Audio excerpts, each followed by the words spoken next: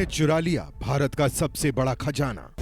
जयपुर किले की विशालकाय 7 टंकियों में भरा था सोना। अगर सरकार के पास नहीं तो आखिर कहां गया खजाना? दर्जनों ट्रक से भरा हुआ खजाना रातों रात कहां गायब हुआ?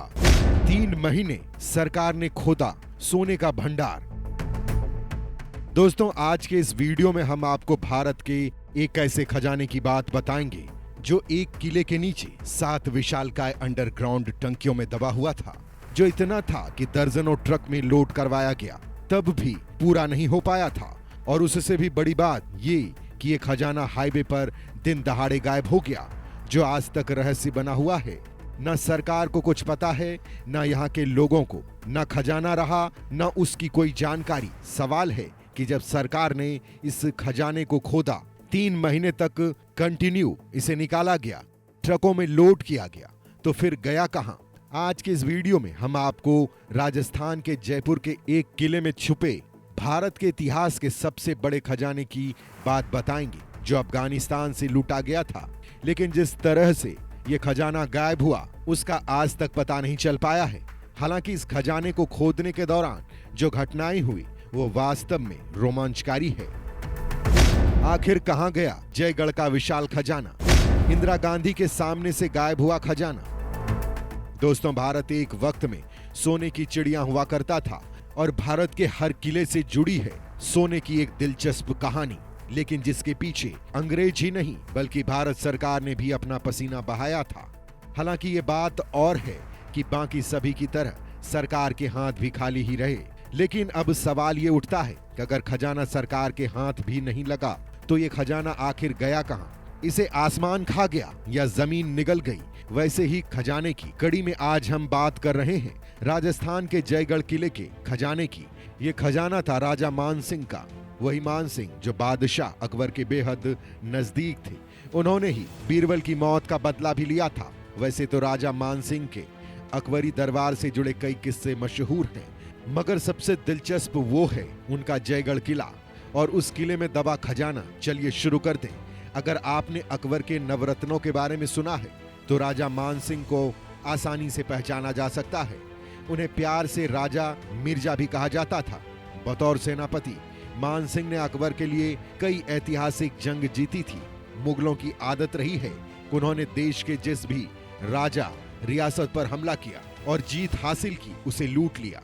चूंकि जीते मानसिंह का श्रेय कम नहीं था, इसलिए संपत्ति में भी उनका बराबर का अधिकार रहा। उनका जन्म 1540 में हुआ था और वो आमेर रियासत के राजा थे। मुगल बादशाह से दोस्ती के बाद उनका कद समस्त भारत में बढ़ गया। हल्दी घाटी के युद्ध में उन्होंने महाराणा प्रताप की सेना को परास्त कर शानदार विजय हासिल की थी।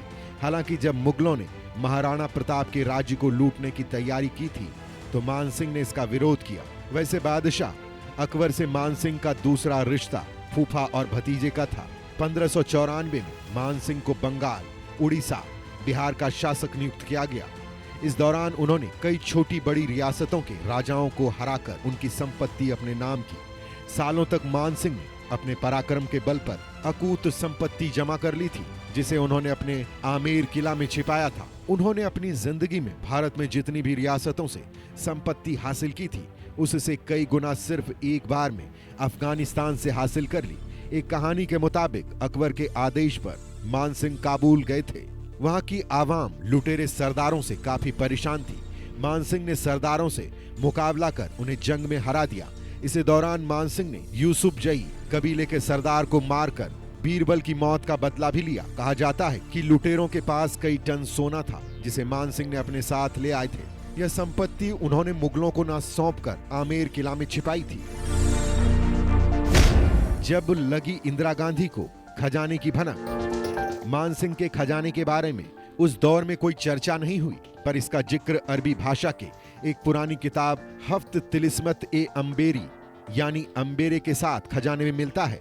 इसमें लिखा है कि मानसिंह ने अफगानिस्तान से इतनी संपत्ति लूटी थी कि उससे कई रियासतों का पेट पल सकता था। किताब में कहा गया कि जयगढ़ किले के नीचे पानी की 7 विशालकाय टंकियां बनी हुई है। मानसिंह ने खजाना यहीं छिपाया था। बातें किताबी थी, सो किसी ने इस पर ध्यान नहीं दिया। अफवाहें जब तब आती जाती रही, लेकिन यहाँ बात बेशुमार दौलत की थी। तो भला कितने दिन छिपती। इस खजाने की चर्चा पहली बार 1976 में हुई। उस वक्त जयपुर राजघराने की प्रतिनिधि महारानी गायत्री देवी थी। गायत्री देवी तत्कालीन प्रधानमंत्री इंदिरा गांधी की सख्त विरोधी थी और वो स्वतंत्र पार्टी की टिकट पर लोकसभा चुनाव में 3 बार कांग्रेस प्रतिनिधि को हार का मुंह दिखा चुकी थी। कहा जाता है कि गायत्री देवी और इंदिरा गांधी में काफी लंबे समय से ठनी हुई थी। 1975 में इंदिरा गांधी ने देश में आपातकाल की घोषणा की थी। यह सरकार की मनमानी का मौका था, जो केंद्र सरकार के आदेश पर गायत्री देवी को जेल में डाल दिया गया। उन पर मीसा के तहत नहीं, बल्कि विदेशी मुद्रा कानून उल्लंघन का आरोप लगाया गया था। इस आरोप के बाद इंदिरा गांधी के आदेश पर जयगढ़ किले में आयकर अधिकारियों ने छापा मारा। इस काम में सेना और पुलिस की भी मदद ली गई।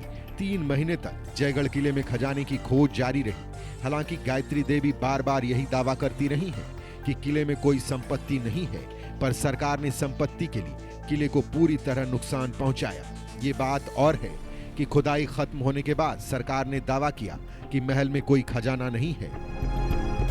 खजाने पर पाकिस्तान ने भी मांगा अपना हिस्सा। सोचने वाली बात यह है कि जयगढ़ किले से जयपुर की महारानी का क्या संबंध हो सकता है।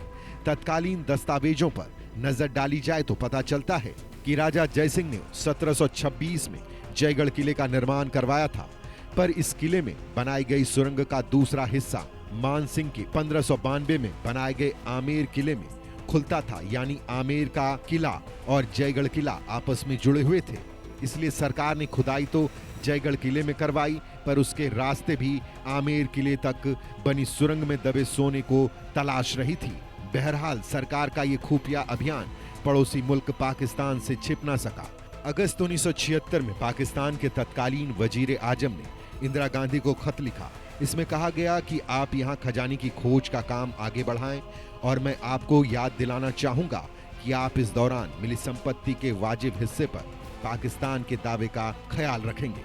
जैसे ही यह खत बाहर पहुंचा तो खबरें मीडिया के हाथ लग गई और ये मसला पूरी तरह दुनिया में चर्चा का विषय बन गया। खुदाई चल रही थी और भारत से दुनिया भर के राजनेताओं ने खजाने के बारे में पूछताछ शुरू कर दी।